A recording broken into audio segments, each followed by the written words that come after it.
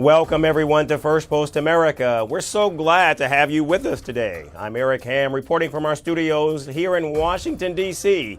And today we've got the latest on the war in Ukraine. Meanwhile, Europe sees a major military buildup. These and other stories on the way, but first, we start with the latest global headlines.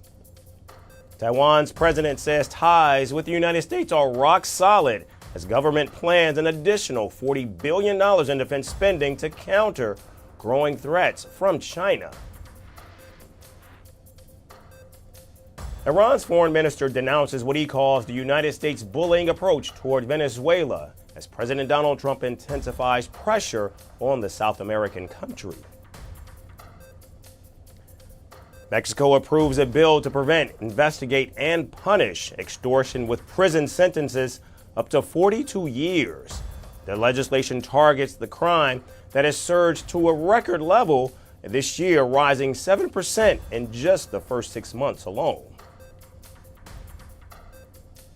Bangladesh seizes about 10 kilograms or 22 pounds of gold worth around $1.3 million from bank lockers belonging to former Prime Minister Sheikh Hasina, saying she failed to deposit the gifts received while in office at the state treasury. And a New Zealand woman gets a life sentence for murdering her 2 children and hiding their bodies in a suitcase more than 3 years ago. The case was dubbed the Suitcase Murders.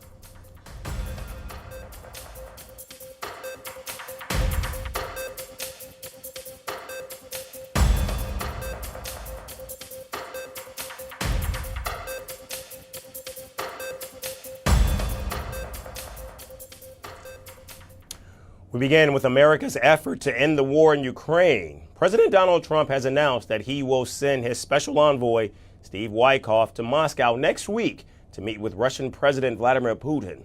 He also said that he'll send his Army Secretary, Dan Driscoll, to meet with Ukrainian officials as well. The president is particularly fond of the Army official who is taking a central role in the peace talks and refers to him as the drone guy.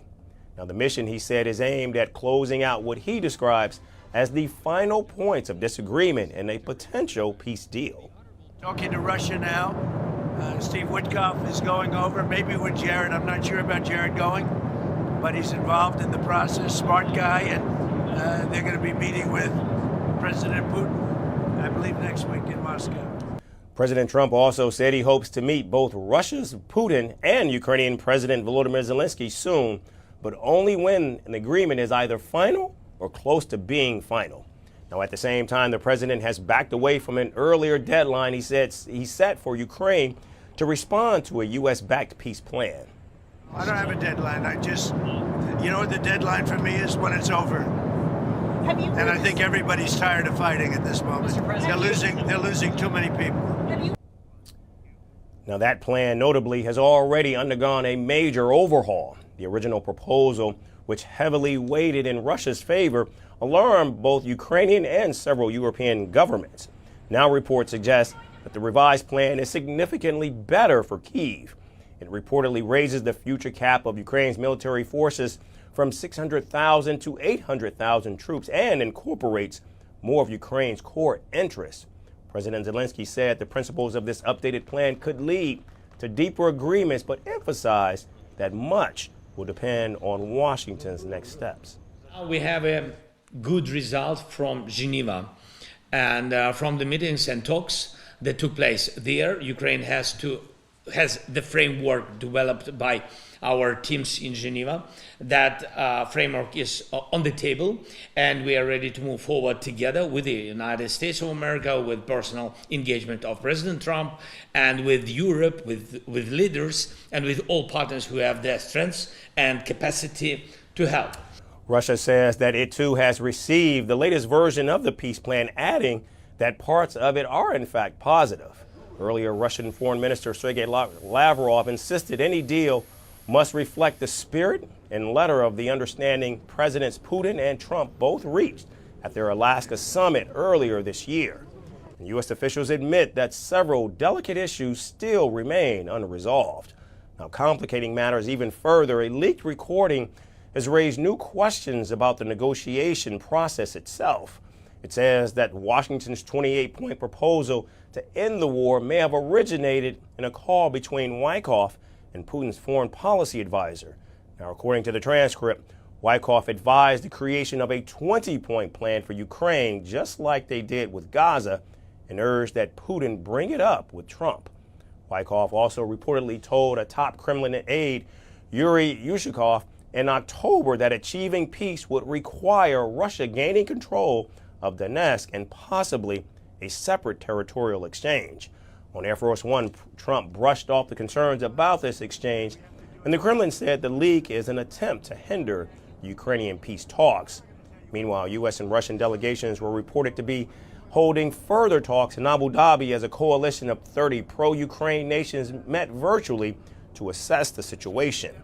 But despite the optimism, European leaders remain deeply skeptical, and Russian missiles are still striking deep inside Ukrainian cities. French President Emmanuel Macron yesterday said that the elements in the U.S.-backed Ukraine peace plan are worth discussing, but warned against any capitulation by Kyiv. British Prime Minister Keir Starmer also warned of a tough road ahead to achieve peace in the region. But for now, the war continues, diplomacy intensifies, and the world watches to see whether this new phase of negotiations brings a breakthrough or opens up a new set of concerns. And staying in Europe, where the continent's biggest land armies are preparing for a very different decade, Germany has formally unveiled the Leopard 288, the newest, most advanced version of Europe's flagship main battle tank, as NATO countries rush to reinforce the alliance's eastern flank bordering Russia.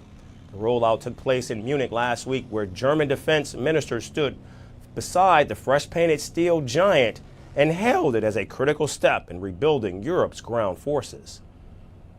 Systems we see today and the industrial cooperation behind them matter not only to Germany but to all of us.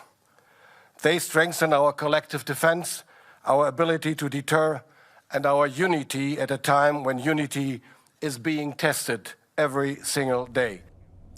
The tank, developed by KNDS, is the first Leopard German tank and built entirely from scratch since 1992. The 2A8 is not a mid-life upgrade, but a fully redesigned platform. It retains the familiar 120mm smoothbore main gun and twin 762 machine guns, but the manufacturer emphasizes new protection systems, digital architecture, and survivability upgraded demanded by modern high-intensity warfare. Now, for Europe, the program carries symbolic weight. Leopard tanks in various marks have been central to NATO armies for decades. Dozens of older Leopard 1s and 2s have been donated to Ukraine since Russia's invasion in 2022. And now, European governments are ordering the newest variant in large batches, betting on standardization to reduce cost and ease interoperability across the alliance. The German armed forces need modern, high-performance systems. Europe needs reliable partners, and we all need an industry that delivers. Fast, robust, and high quality. Let us continue on this path together. Determined, cooperative, trusting, and at the pace that the situation demands, at full speed. Now, Germany has already ordered 123 Leopard tanks, with the first expected to be operational in 2027 after both technical and tactical testing. Meanwhile, other nations are moving in lockstep. In fact, the Netherlands announced in May it will buy at least 46 A8s, its first new tank fleet in years, with deliveries beginning in 2028. Lithuania, the Czech Republic, and Sweden have each also ordered 44 tanks, and Sweden plans to buy 54 in total.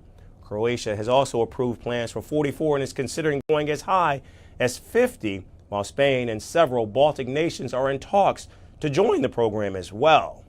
On the front lines, around 1,000 German troops already serve in Lithuania under NATO's enhanced forward presence, and the U.S. leads the battle group in Poland. Britain commands the mission in Estonia, and Canada heads the force in Latvia. None of the deployments once described as tripwires are now being reshaped into heavier, faster reacting combat formations. In fact, alongside the tank, Germany also presented the PZH-2000A4, an upgraded version of the artillery system heavily used in Ukraine. And with Europe now racing to rebuild its armor, one question lingers on NATO's frontier: who moves faster next? And next we dive into a new doorway into the United States, one that opens only for those who can actually afford it. A major shift in America's immigration playbook may just be days away. President Donald Trump's administration is moving closer than ever to rolling out its much contended gold card visa, a pathway that would offer U.S. permanent residency to the world's wealthiest applicants, but only if they're willing to pay an astounding $1 million. The program has taken a significant step forward after U.S. Citizenship and Immigration Services submitted a draft application form to the Office of Management and Budget. Now, officials say they're targeting a December 18 launch subject to approval. So what exactly is the Trump Gold Card? The administration describes it as a special immigration route for individuals who can provide, quote unquote, a substantial benefit to the United States. In practice, that means a massive financial contribution. Under the proposed rules, applicants would need to pay a non-refundable application fee, submit all documents on time. If approved, make a $1 million donation to the U.S. Treasury, while those sponsored by companies would owe $2 million. Now, once that payment is made, the applicant would qualify for permanent residency under either the EB1 or EB2 categories. And there is even a higher tier, the Platinum Card. Now, that option requires a $5 million donation and grants up to 270 days of stay each year in the U.S. without being taxed on foreign income, though final details are still being worked out. Now, Americans have given mixed reactions to the Gold Card scheme. Some say the visa could fund good causes, while others warn it favors the wealthy and risks discrimination, underscoring debate over who should become welcome in the United States. Discriminatory to me. I think America's strong with our diversity, right? And so anything that will attract people from all levels of society, we want affluent, but we want anyone too. The more diverse we are, the stronger we are. So I'm worried about the discriminatory side of a gold card. That's only going to be bought in participation into our society. We should welcome everyone, even those who can't pay millions of dollars to participate. $5 million is a hefty sum. It could help, maybe it could help us in many ways. So I would agree with that. For $5 million, yeah. And if the $5 million was going to a good cause, like to people here that need it, whether it's the homeless or the veterans or seniors or those who are unfortunate, yeah, why not? That wouldn't be a bad deal, would it? I mean, if we get $5 million and we can help other people here, I would support that. Now, even with the hefty price tag, the Gold Card still won't be easy to obtain. Applicants must undergo extensive screening, including checks on criminal history, money laundering, tax records, national security risk, bank statements, and even cryptocurrency holdings. Only after passing these reviews and scrutiny can they receive their green card, either at a U.S. consulate abroad or for those who are already in the country through an adjustment of status. Now, the program is set to replace the existing EB5 investor visa, which has long faced criticism for slow processing and vulnerability to fraud.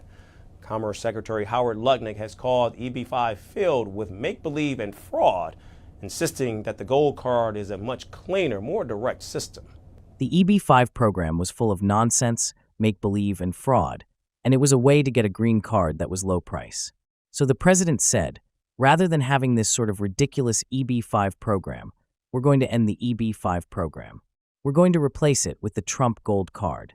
So for now, the Gold Card remains unopened. The form is still under federal review and rules may change before its official launch. But if approved this month, it would mark a dramatic rewrite of America's immigration policy, one that puts wealth front and center in the path to U.S. citizenship. More details are in fact expected from the U.S. CIS in the coming weeks. A firestorm has erupted in the crypto world, and it started with a single post. Polymarket, the Trump Jr. linked crypto prediction platform, is under fierce attack after its official account on X has used a racial slur while targeting users from India, Turkey, and Nigeria. The post, however, was deleted, but the outrage only grew sharper. Top traders, investors, and rival platforms are now accusing Polymarket of bigotry and unprofessionalism by insulting three of crypto's fastest growing communities. Affiliates are pulling out and screenshots have flooded social media. And as the company stays silent, one question now dominates the entire space. Can Polymarket survive the backlash it unleashed on itself? Here's more on the story. Imagine waking up, opening X, and finding a prominent crypto prediction platform casually throwing out a racist slur. Not in a leaked DM, not in an edgy meme, but on its official account, and signing it off with love and gratitude. Welcome to the Polymarket storm. Polymarket, the Donald Trump Jr. advised, billion-dollar prediction market darling, has set off a firestorm after its X account posted a message targeting users from India, Turkey, and Nigeria. The post was later deleted. But this move failed to hide the fact that the platform mocked people from these demographics as, quote-unquote, LARPing as e-girls. And then came the slur, Jeet, a term widely recognized as a derogatory insult against Indians. Much of this history centers on the slur Pyjamas, often used against people from Indian communities, particularly from Sikh background. According to the US-based anti-hate coalition Stop AAPI Hate, Pyjamas is the most common anti-Asian slur. The message was short, sharp, and shockingly brazen. It threatened to revoke affiliate badges by day's end. It told users to get their last slot posts in, and it sprinkled love and gratitude over what many saw as outright bigotry. The post is now making rounds on social media. The backlash detonated instantly. Prominent names from the tech industry said calling crypto's biggest user bases racist epithets is not a strong marketing strategy. Users have criticized the platform for first using racist slurs and then deleting the post. Comment after comment slammed the company. Some of Polymarket's own top traders, people who bring huge liquidity to the platform, blasted the post as unprofessional, derogatory, and unacceptable. And rival platforms smelled blood too. Kalshi Affiliates, another exchange and prediction market platform, hammered Polymarket for insulting three of crypto's fastest-growing user demographics. They pointed out the obvious contradiction. You want to operate in India, and this is what you post? And still, silence. No official apology from Polymarket. No acknowledgement of the damage. All of this came as Polymarket was trying to lean into X's new location features to enforce its Poly Baddie program, an initiative where the platform hands out affiliate badges to women in crypto it labels as baddies. Yes, you heard that right. The goal was to weed out e-girl pretenders. Instead, it triggered a multinational outrage and accusations of objectification layered on top of racism. A platform built on predicting the future failed to predict its own disaster. And now the question hangs in the air. Will Polymarket apologize? Will it repair the trust it shattered? Or will this be the moment users decide that not every market is worth betting on? Because now the biggest prediction isn't about markets or coins. It's about whether a crypto giant can survive a storm entirely of its own making. And finally, Thanksgiving travel is swelling to record levels this year, and Sean Duffy wants America to behave before the airport crowds hit peak chaos. The U.S. Transportation Secretary has launched a civility campaign urging travelers to dress better, use basic manners, and leave the pajamas firmly in those suitcases. He wants people to thank pilots, help elderly passengers, control their out-of-control children, and stop treating terminals like their personal lounges. His retro-themed video paints a picture of a lost golden age of travel, when passengers wore suits instead of slippers and didn't escalate arguments into fistfights or foot-on-seat battles. Here's our full report of Duffy's airport civility push. Thanksgiving is almost here. Airports are filling. Tempers are rising. And Sean Duffy has a message for America before the annual travel crush begins. Put the pajamas away. Duffy, the US Transportation Secretary, stood at Newark Airport like a schoolteacher addressing a restless class. 30 million Americans were preparing to fly home. And he wasn't their mother, he reminded them. But he did expect them to look smart, say please and thank you, and stop treating airports like living rooms. You know, whether it's a pair of jeans and a decent shirt, I would encourage people to maybe dress a little bit better, which encourages us to maybe behave a little better. Let's try not to wear slippers and pajamas as we come to the airport. I think that's positive. Thus began his Civility campaign, a nostalgic attempt to revive what he calls the golden age of travel. He said earlier, passengers taking a flight to Buffalo would dress up as if they were stepping into a private club. Suits, dresses, hats, dignity. The Department of Transportation even released a retro-style video. Grainy footage glows. Men and women glide into cabins in tailored outfits. Then the contrast hits. A barefoot passenger prods a screen with a big toe. Another man plants bare feet on the seat ahead. Clips show terminal fistfights, passengers swinging "wet floor" signs like swords, and one woman biting the shoulder of a flight attendant's uniform. Then, Duffy appears on screen inside an old-style TV frame. He asks Americans to rediscover decency. Help the elderly with bags. Control your children. Dress with respect. Behave like grown-ups. The golden age of travel begins with you, he says, pointing straight at the viewer. But the timing is awkward. The message came a week after his department scrapped a plan to require airlines to compensate passengers for major delays and cancellations. While some travellers welcomed the call for courtesy, others simply criticised, calling the campaign ridiculous, asking Duffy to resign, or even demanded more legroom.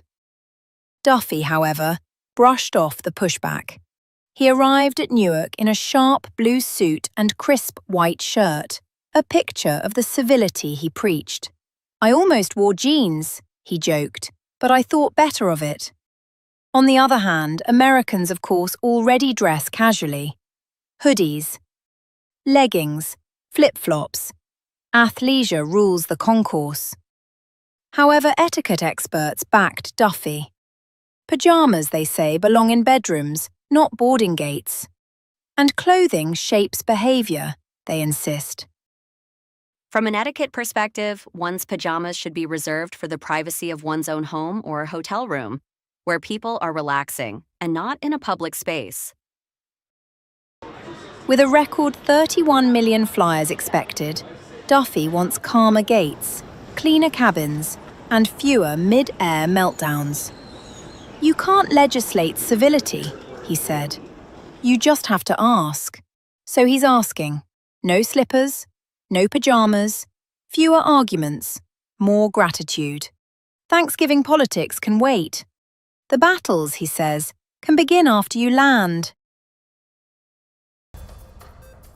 That's going to do it for us today. And from all of us here at Firstpost America, we certainly thank all of you for tuning in. We look forward to seeing you right back here again tomorrow. Thanks, everyone, for watching.